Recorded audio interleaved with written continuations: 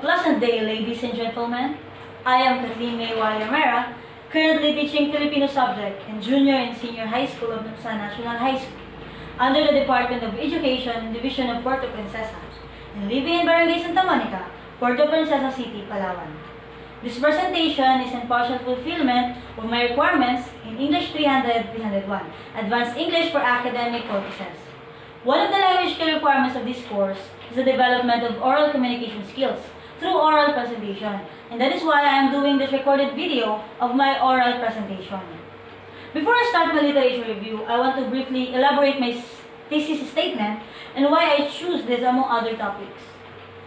Active leisure time impacts the academic performance of students.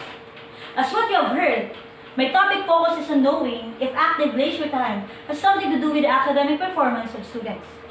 And if it has, then how? The term active leisure time refers to the free from anything time of an individual where he is involved in activities that requires much effort like physical activities and usually occur outside the household. I got interested with this topic because of the new normal setup of the students, which obviously they have all their leisure time to involve in different activities because they are not required to physically attend their class in school.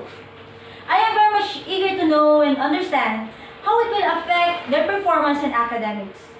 And if I will be given a chance to further study these variables, of course I will do it. But for the meantime, I just wanted to get approval if my topic is worthy of your attention. The output of this topic can open the awareness of the decision makers of DepEd, school heads and teachers, together with the parents, on the effect of active leisure time to the students, which can be used in formulating home-based learning curriculum as well as helping the students in identifying what activities is worth spending their leisure time that will help them to perform better academically. Many researches across different countries have been made which focuses to leisure and its relevance to the development of humans. Braham and Wag are the authors of the Introduction to Leisure Studies. State in their book that as early as 1970, there have been studies about leisure time. Individuals choose their leisure activity which gives them satisfaction and pleasure. They also cited Kaplan, who assumes that leisure is a self-governed activity of an individual which happens during their free time, enjoyable psychologically speaking, and provides opportunities for recreation and personal growth. On the other hand, Adesoya and Ajibuha reports that leisure has not yielded itself to a globally accepted definition.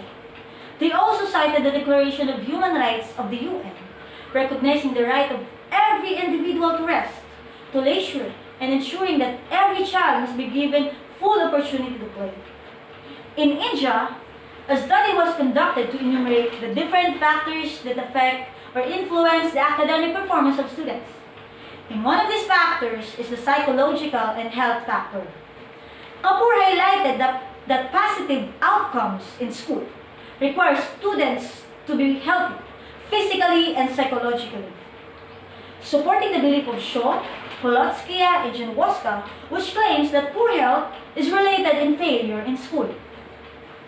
So it is proved that physical and psychological health is connected to the academic performance of students.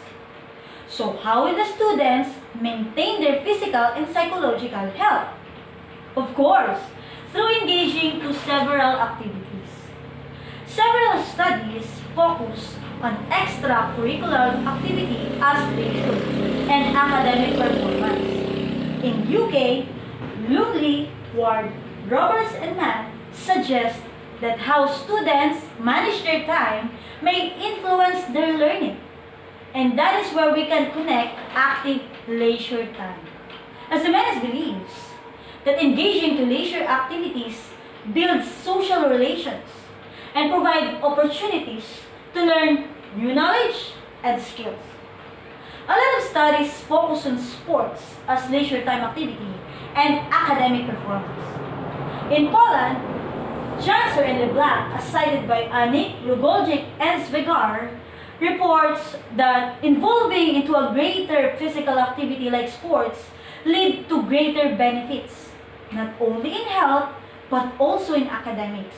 as what other authors also believe. But there are also other studies which contradict this argument. Some studies focus on aerobic fitness as leisure time activity and academic performance. An article of National Academy of Sciences indicates that aerobic fitness enhances cognitive functions of brain, which is also supported by other authors. There are also studies focusing on mobile phone usage as leisure time activity in academic performance. In Philippines, Jimenez notes in her study that leisure preferences change depending on the new social trend, which is influenced by mass media and marketing. However, these factors are predominantly using social networking sites today as advertising mediums. Other studies from different parts of the globe reports that social media is considered by individuals as a new channel of engaging into leisure activities such as recreation and tourism. Although mobile phone usage is considered as a sedentary behavior and proved many times as a factor that negatively impacts the students, we cannot change the fact that it already dominated the system of our lives today, most of all after this pandemic happened. So what is the gap? Majority of these studies focuses more on physical active leisure time activities and its influence on the academic performance of students. But what about the social and cognitive type of active leisure time? These categories must be also considered to fully correlate active leisure time to academic performance.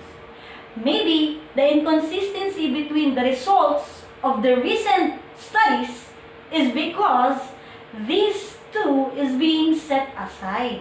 So it must be also examined to fully prove that active leisure time has or no significant relationship to the academic achievement of the students.